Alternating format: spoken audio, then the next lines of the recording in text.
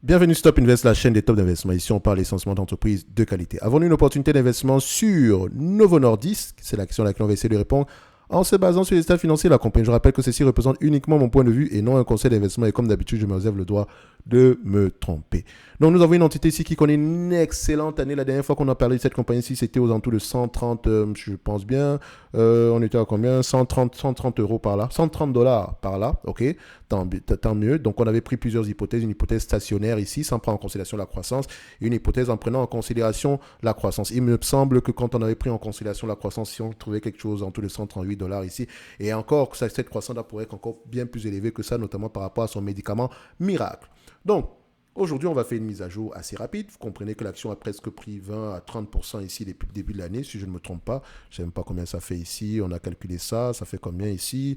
On met ça là. Et après, c'est pas important. De toute façon, je pense que vous pouvez aller calculer ça de vous-même. D'accord? Donc, on prend ça à ça. On est à combien ici? On a à peu près 20%, enfin 38% en supplément ici. OK. So, hormis le fait d'aller vérifier les médicaments à la mode, etc., je pense que vous savez déjà tous que son médicament, et je pense que c'est le... Comment on appelle ça? Ce médicament-là contre Wegovy, si je ne me trompe pas. En tout cas, ils sont deux. Il y a Eli Lilly, cette compagnie-ci, qui est également sur le même créneau, d'accord? Eli Lilly, qu'on a également analysé ici. Et à peu près Novo Nordisk. En fait, c'est un médicament contre le diabète qu'ils vendent normalement, mais ce médicament, on s'est rendu compte que ça faisait maigrir, ok? Donc ça devient à peu près comme la pilule miracle. Et si on va sur les rapports financiers ici de Novo Nordisk, on va essayer de voir à peu près ici, cette pilule-là représente à peu près quoi en termes de bénéfices ici aujourd'hui. Donc on va regarder Investor Highlight. Donc est-ce qu'on va regarder Highlight ici? Est-ce qu'on me donne cette information-là?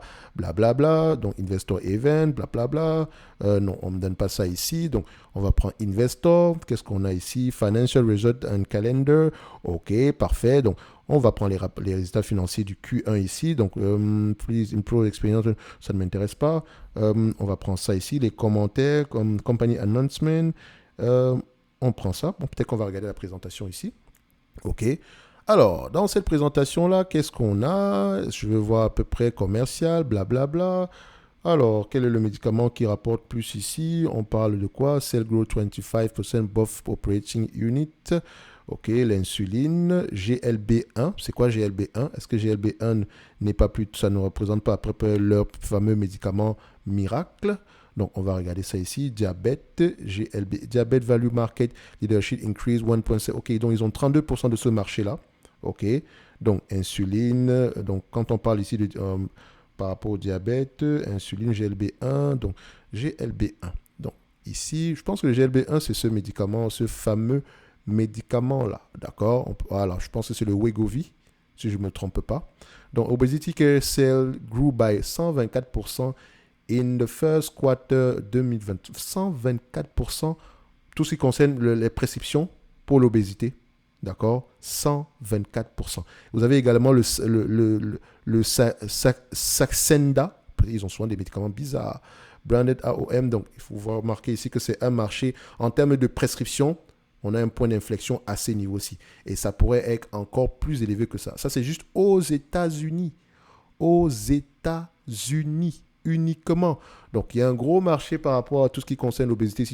Maintenant, pour avoir à peu près une idée, il faut connaître qu'à peu près le nombre de personnes atteintes d'obésité dans ce monde-ci, potentiellement, surtout aux États-Unis, très nombreux, d'accord. En Europe également, il faut aller regarder, et en Asie également, et essayer de voir à peu près si le marché estimé est de 100 milliards, divisez-le par 2 ici, vous divisez ça par le nombre de compagnies qui vendent ces médicaments-là, ça vous donne à peu près une idée de ce qu'on pourrait avoir ici comme potentiel profit dans le futur. OK? C'est un exemple. Hein. Ils attendent ici les expectations pour mai 2023 ici sont plus élevées que ça. D'accord? Avant, c'était 13%. Là, on se retrouve à 24%. Les operating margins également vont augmenter. Donc, tout se passe bien pour cette compagnie-ci.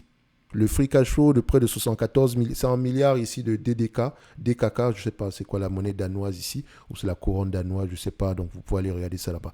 Donc ça se passe plutôt bien pour cette compagnie-là, d'accord? Ça se passe plutôt bien pour Novo Nordisk. Donc je vais rechercher à peu près ce qu'on appelle le GLB1, j'aime pas quand GL, GLP, GLP1, c'est quoi ça? Diabète medication, glucano, ok.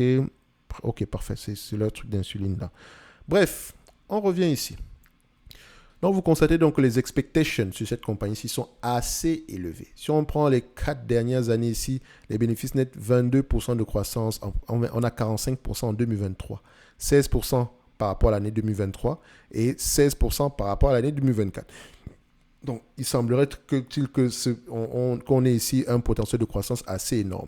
Et si on reste donc sur ce 16% en moyenne sur les 5 prochaines années, par exemple, faisons simple, hein, si à partir de 2024, on a 5% de croissance en moyenne jusqu'en 2029, ça représente 15%, disons, ça représente à peu près ici multiplié par 2. Hein, donc, ça peut aller jusqu'à 12 milliards ici, de 12 dollars l'action. Si on prend 12 dollars l'action, c'est un exemple, hein, faites attention, j'extrapole. 12 dollars l'action pourrait se retrouver aux alentours de 300 euros. Donc, c'est pour ça que je dis que cette compagnie-ci, c'est surtout la croissance future qui devrait être prise en considération. Mais comment est-ce que vous devez donc jouer avec cette croissance-là? Regardez déjà la taille de ce marché. Regardez les compétiteurs et essayez de voir quel est par rapport à la taille du marché. Par exemple, si on a un marché d'1 million de personnes, on s'entend que quand ils consomment ce produit-là, est-ce qu'ils doivent le consommer tout le temps ou bien à un moment donné, ils peuvent juste arrêter et garder le poids qu'ils ont? Parce que si c'est un médicament, si vous l'arrêtez et que vous reprenez le poids ici, ça va être différent. Donc, ça veut dire que c'est vente récurrente. Ça pourrait être assez énorme ici. Donc, ça veut dire qu'une fois que je commence à le prendre, je le garde juste pour pouvoir maintenir la ligne. OK? Privilégier le sport généralement. So, si on a 1 million de personnes ici, dans ça, 1 million de personnes ici, prenons l'exemple des États-Unis, que ça coûte peut-être, disons, 1000 dollars l'année pour ce médicament-là. Donc, ça fait un marché potentiel ici de combien? Un marché potentiel ici d'1 milliard. D'accord? Dans 1 million de dollars, on a peut-être 3 compétiteurs ici qui se partagent le marché, égal 30% ici, on laisse le reste pour les autres. Donc, ça dit que pour ce marché américain, je peux avoir à peu près 300 millions. 300 millions, dans 300 millions, j'ai quoi? Si la marge nette ici est de 50%, donc j'aurai 150 millions pour cette compagnie. Combien vaut 150 millions en date d'aujourd'hui? On prend quoi? 10, 15 fois les bénéfices. Ça peut valoir à peu près entre 1 milliard ici, à peu près 1 milliard 500 et 2 milliards par là.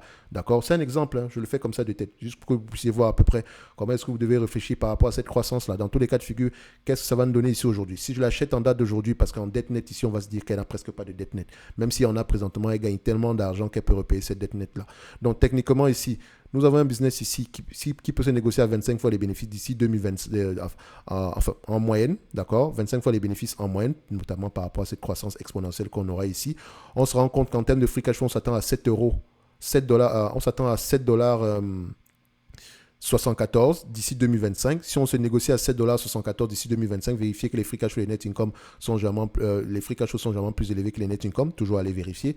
Donc, ça veut dire qu'on pourra avoir une valorisation aux alentours ici de 193$ l'action. Or, aujourd'hui, on l'achète à 160$ l'action. Et peut-être au-delà de cette période-là, la croissance pourrait continuer. Même si elle n'est que de 5 à 10% par là, ça pourrait être assez intéressant. Dans Novo Nordisk,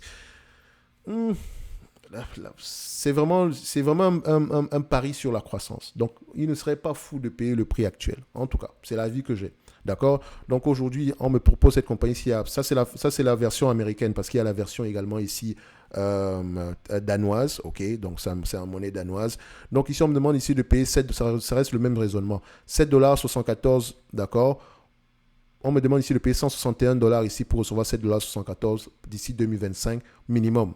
Donc, ça veut dire que c'est un rendement à peu près de près de 20 fois les bénéfices par là, donc près de 4,8% ici.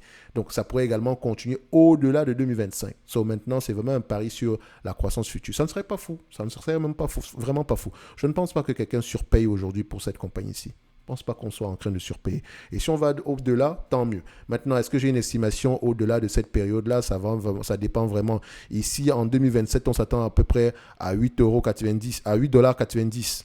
8,90$, d'accord, par rapport au prix actuel, à 25 fois les bénéfices, admettons, si on continue à avoir cette croissance-là, vous voyez que la croissance ici estimée à cette période-là est en train de ralentir, mais ça reste une estimation, ça peut aller bien plus loin que ça, d'accord? Donc, on peut s'attendre à 222$. Maintenant, à vous de voir si ça vous intéresse ou pas. Ça reste des chiffres. Le plus important ici, c'est vraiment de regarder le marché actuel, les drivers de ce marché-là. C'est ça qui va vous permettre de tenir ici à long terme. Moi, je ne sais pas, voilà, personnellement, ça ne m'intéresse pas, d'accord? Mais je ne peux pas dire ici, honnêtement, que cette compagnie-ci est surévaluée. Pas du tout. Si on prend en considération ce potentiel de croissance-là, est-ce que les analystes ont tendance à faire des bonnes prévisions ici pour cette compagnie-ci? Oui. D'accord? Et le marché de l'obésité ici est un marché énorme, surtout aux États-Unis. Donc, ils ont même un pricing power. Et la compétition ne dort pas. Et je vous ai dit ici qu'il y a également Eli Lilly qui est sur les starting blocks. Dans tous les cas de figure, pour cette compagnie-ci, on n'est pas surévalué. D'accord? Et ça pourrait même être intéressant si la croissance est plus élevée dans le futur. Donc, intéressez-vous même vraiment au, au, à l'argumentaire de croissance derrière. Essayez de quantifier ça ici et essayez de voir si ça vous intéresse ou pas. Dans tous les cas de figure, on va se donner rendez-vous sur la prochaine vidéo. N'oubliez pas, en lien dans la description, si vous avez le service Top Premium, vous pouvez jamais demander des analyses quantitatives. Je vous envoie également chaque mois 2 notes d'analyse sur les entreprises qui, moi, me semblent sous-évaluées. Donc, je lis les rapports financiers, j'écoute des conférences calls, je vous présente l'entreprise. C'est-à-dire que également, je fais le suivi des entreprises précédentes. Donc, si je mentionne une entreprise, si j'ai mentionné une entreprise en janvier, on va faire au moins le suivi une fois par an minimum, ok, pour voir si le scénario de départ est toujours d'actualité. Ça ne veut pas dire qu'on promet un quelconque rendement. Vous, si cette compagnie, si vous intéresse, vous lisez les rapports financiers, vous posez également les bonnes questions. En supplément de ça, si vous avez droit également à un discount spécial ici pour les formations actuelles et à venir, d'accord, ça vous donne droit à ce discount spécial-là si vous le validez, bien sûr. Et n'oubliez pas que le prix également de ces formations-là aura tendance à augmenter. Le prix du discount, donc précédemment, il était plus bas que ce qui est présentement affiché. Et il n'aura pas tendance à retourner à des niveaux aussi bas. D'accord? Ne vous inquiétez pas par rapport à ça. D'accord? Donc, c'est près de 14 formations ici thématiques à venir. Parce que je pense que dépendamment des entreprises, il y a des questions à poser. C'est surtout le questionnement qui vous permet de répondre aux bonnes questions. Et c'est par rapport à ce questionnement-là que vous pouvez avoir à peu près, vous pouvez avoir à peu près assez de sérénité. Vous pouvez gagner en sérénité quand vous possédez une compagnie parce que vous la connaissez. Pas juste du point de vue bénéfice net, dividende. Non, non, non, non, non. Vous la connaissez du point de vue business. OK? Et c'est ça qui est important. OK? So, on va se donner rendez-vous sur la prochaine vidéo. Et d'ici là, portez-vous bien. Merci.